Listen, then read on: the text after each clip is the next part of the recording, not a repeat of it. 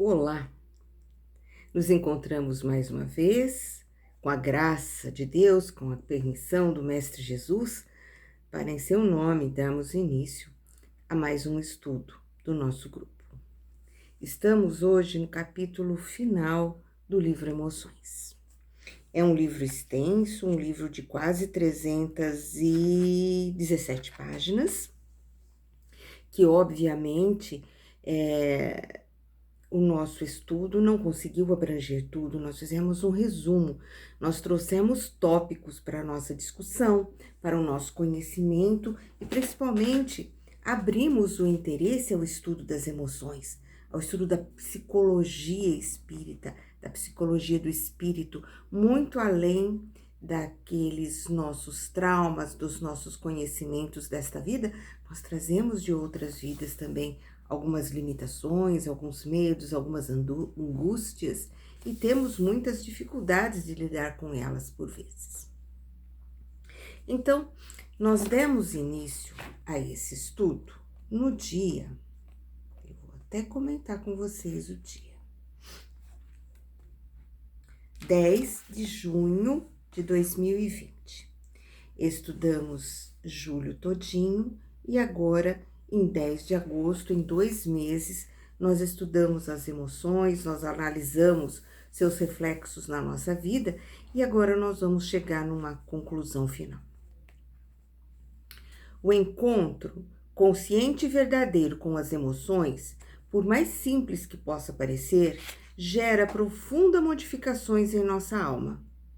Essa postura de autoconhecimento, autoaceitação e autorrespeito, considerado num sentido maior, harmoniza o campo emocional e cria um ciclo virtuoso, não vicioso, um ciclo virtuoso que se autorregula em direção à paz interior. Conhecereis a verdade vos libertará. Mas o nosso olhar para a verdade é para aquilo que acontece lá fora, é para a ciência, é para as modificações sociais, modificações morais do ser humano, mas é também para dentro. É um olhar interior de encontro àquilo que nós trazemos dentro de nós. Então, esse autoconhecimento nos dá uma autoconsciência. Atingindo a autoconsciência dos nossos limites, das nossas fragilidades, nós vamos para a autoaceitação. Já não nos cobramos tanto. Perdemos aquela necessidade de fingir que somos quem não somos. Perdemos a necessidade de fingir que não temos medo, que não sentimos raiva. Perdemos a necessidade de deixar que os outros acreditem que o ódio não faz parte da nossa vida e que somos criaturas superiores, superando tudo isso. Não temos tristezas e as nossas alegrias são comedidas. Então, nós estudamos ao longo desses 2 meses que as emoções, elas revelam muito sobre nós. E as emoções, às vezes, elas estão mascaradas. Nós sentimos raiva quando não conseguimos dominar o nosso medo. Nós sentimos raiva quando não estamos tão alegres como as outras pessoas que estão no Facebook o dia inteiro postando que estão numa alegria, e nós nos sentimos frustrados porque não temos a alegria deles, não temos os bens dos outros, não temos uma situação igual a de fulano, isso tudo vai nos deprimindo. E aí nós vamos para uma tristeza doentia e nós podemos até desembocar numa depressão profunda, agregado a outros elementos, é claro.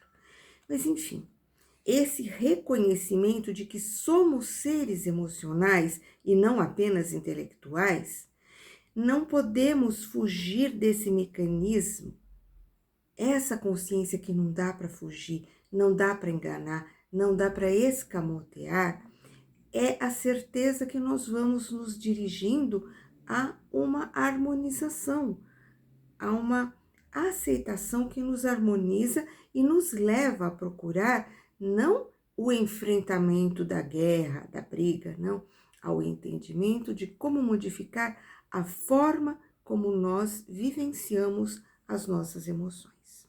Porque se não fizermos isso, se nós apenas reprimirmos, fingirmos que não temos aquelas emoções que julgamos não muito boas, como o medo, a raiva, a ira, o que vai acontecer? Nós traremos grandes prejuízos para o complexo mente-corpo.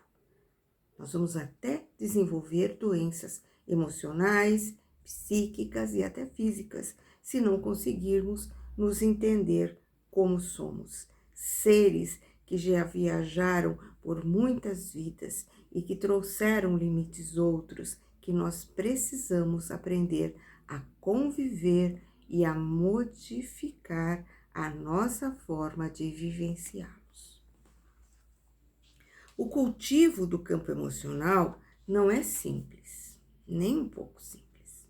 Não é fácil reconhecer as nossas limitações. Isso exige calma, sensibilidade e, acima de tudo, maturidade. Porque se nós deixarmos as emoções, fingirmos que está tudo bem e largarmos como se fosse um quintal abandonado, logo vira o caos. O espinheiro toma conta de tudo. As flores murcham, não renascem na primavera, a nossa orquídea cai e o nosso girassol, coitadinho, não consegue se voltar para a luz. Então, precisamos sim observarmos-nos e nos modificar. O contato com as emoções revela um pouco sobre elas e, ao mesmo tempo, um pouco sobre nós mesmos.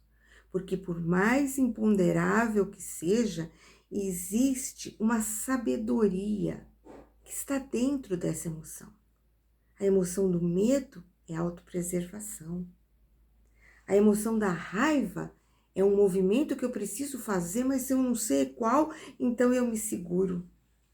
Então, todas as emoções dizem algo a nosso respeito, ao respeito da vida e da nossa vida principalmente. O entendimento que o medo é uma energia de preservação e por isso nos aponta os cuidados a serem tomados, visando ao bem-estar individual e a perpetuação da espécie. Originou lá atrás, no homem das cavernas, nos primeiros homens, o medo da noite, da escuridão, dos animais. Isso nos alerta, isso nos põe em alerta. Hoje em dia existem outros perigos que também precisamos estar em alertas, mas às vezes, lembra da história? É só uma baratinha ou uma aranha, mas eu reajo como se um mastodonte tivesse vindo para mim, sobre uma fera, sobre um tigre, um leão, estivesse vindo na minha direção. Então, o medo é válido, inclusive da baratinha que transmite doença, que é nojentinha, que é horrorosinha, tudo bem, mas não da forma como eu reagiria se um leão estivesse vindo na minha direção. Quando eu não consigo nivelar o meu nível nivelar a minha quantidade de medo, a minha reação diante do medo, eu obviamente vou passar a ter muitos problemas que me limitarão no dia a dia e que poderão trazer graves consequências físicas, porque é a adrenalina que solta, é o coração que acelera, é toda uma circunstância. E se esse medo ficar constante, as várias síndromes poderão se instalar em mim. A raiva pode ser vista por energia de movimento, convidando-nos à mudança de postura, de imagens externas e internas, visando estabelecer condições saudáveis para o crescimento interior. Então, se uma situação me deixa com raiva, não adianta eu engolir a raiva.